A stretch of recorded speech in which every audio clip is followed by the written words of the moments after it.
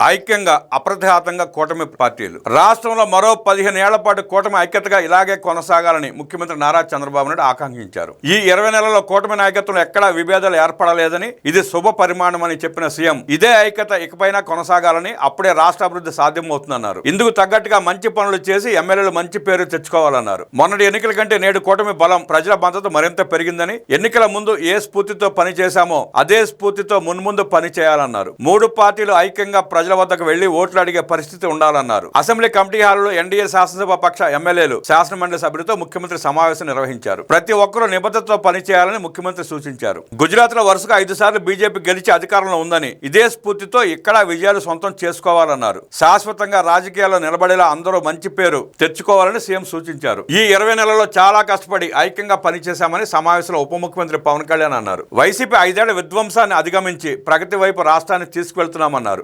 రాష్ట్రాభివృద్ధికి 15 ఏళ్ల కూటమి కలిసి ఉంటుందని, ఐక్యంగా ముందుకు వెళ్తుందని డిప్యూటీ సీఎం ధీమా వ్యక్తం చేశారు. ఎన్నికల్లో ఏ స్ఫూర్తితో పనిచేశామో భవిష్యత్తులో అలాగే పనిచేయాల్సి ఉంటుందన్నారు. పార్టీల మధ్య భిన్నాభిప్రాయాలు ఉంటే అంతర్గతంగా కూర్చుని వాటిని పరిష్కరించుకోవాలని పవన్ కళ్యాణ్ సూచించారు. కూటమి ధర్మానికి ప్రతి ఒక్కరూ కట్టుబడి పనిచేయాలని సూచించారు. ముఖ్యమంత్రి చంద్రబాబు మాట్లాడుతూ, జిల్లాల వారీగా ఎమ్మెల్యేలు, ఎంపీలు, ఎస్పీ, కలెక్టర్లతో ఉమ్మడి సమావేశం నిర్వహిస్తాం. పొలిటికల్ గవర్నెన్స్ లో భాగంగా ఎమ్మెల్యేల గౌరవాన్ని పెంచుతాం. నియోజకవర్గాల్లో పెండింగ్ పనులు గుర్తిస్తే ప్రాధాన్యత క్రమంలో పూర్తి చేద్దాం. మనం చేసే అభివృద్ధి కార్యక్రమాలు ఫలితాలను ఇస్తున్నాయి. మనం ఇంకా పూర్తిగా కోలుకోలేదు, కానీ వ్యవస్థలను గాడిన పెట్టాం. కేంద్రం, రాష్ట్ర ప్రభుత్వాలు ఆయా నియోజకవర్గాల్లో చేసిన పనులను ఎమ్మెల్యేలు ఓన్ చేసుకోవాలి. అసెంబ్లీ సమావేశాలను సభ్యులు సీరియస్ గా తీసుకోవాలి. ఉదయం 9 గంటల నుంచి మధ్యాహ్నం 1 గంట వరకు సభ్యులు అంతా సభలో ఉండాల్సిందే. నేను కూడా సభను పూర్తిగా ఫాలో అవుతా.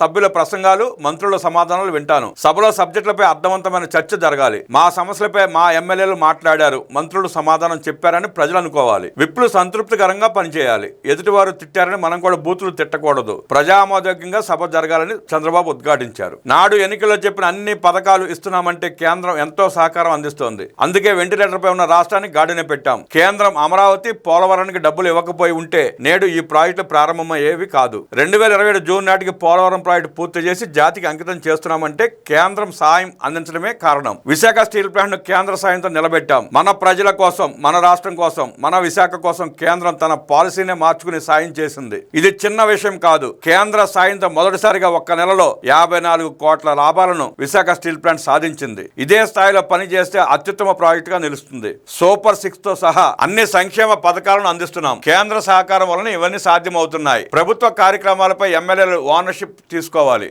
అని సీఎం చంద్రబాబు దిశానిర్దేశం చేశారు. ఎన్డీఏ ఎల్పీ సమావేశంలో పాల్గొన్న వారిలో 90% నాటి వైసీపీ ప్రభుత్వ బాధితులేనని సభ్యులను ఉద్దేశించి ముఖ్యమంత్రి అన్నారు. నేడు నీతులు చెబుతున్న వైసీపీ నేతలు నాడు అధికారంలో చేసిన అరాచకాలను మర్చిపోయారని విమర్శించారు. వాళ్ల హయాంలో పవన్ కళ్యాణ్ విశాఖ వెళితే కనీసం కారు కూడా దిగనివ్వలేదన్నారు. హోటల్ గది నుంచి బయటికి రానివ్వకుండా అడ్డుపడ్డారని సీఎం గుర్తు చేశారు. తన అరెస్ట్ సమయంలో మద్దతుగా పవన్ కళ్యాణ్ హైదరాబాద్ నుంచి వస్తుంటే ఆయనకు అనేక అడ్డంకులు సృష్టించారని అన్నారు. విమానంలో వచ్చే అవకాశం లేకుండా చేశారని, రోడ్డు మార్గాన్ని కూడా రానివ్వలేదన్నారు. ఇలా అనేక ఇబ్బందులను ఎదిరించి కూటమి ఐక్యంగా నిలబడి ఎన్నికల్లో గెలిచిందని సీఎం వివరించారు. రాష్ట్రంలో ప్రతి రంగంలోనూ వృద్ధి నమోదైందని, విధ్వంసం నుంచి వికాసం వైపు పురోగతి సాధిస్తోందని ముఖ్యమంత్రి చెప్పారు. కూటమి ప్రభుత్వం 20 నెలల పాలనలో సాధించిన విజయాలు, చేపట్టిన అభివృద్ధి సంక్షేమ కార్యక్రమాలను ప్రజలకు వివరించాలని సూచించారు. అతి తక్కువ కాలంలో ప్రజలు మెచ్చే పాలన అందించామని, ప్రజా అవసరాలను గుర్తించి నిర్ణయాలు తీసుకున్నామని చెప్పారు. ఈ సందర్భంగా 20 నెలల కాలంలో కూటమి ప్రభుత్వం చేపట్టిన వివిధ సంక్షేమ అభివృద్ధి కార్యక్రమాలను ముఖ్యమంత్రి సమావేశంలో వివరించారు. ప్రతి ఎమ్మెల్యే, మంత్రి ఈ విజయాలను, ప్రభుత్వ కార్యక్రమాలను ప్రజలకు వివరించాలని,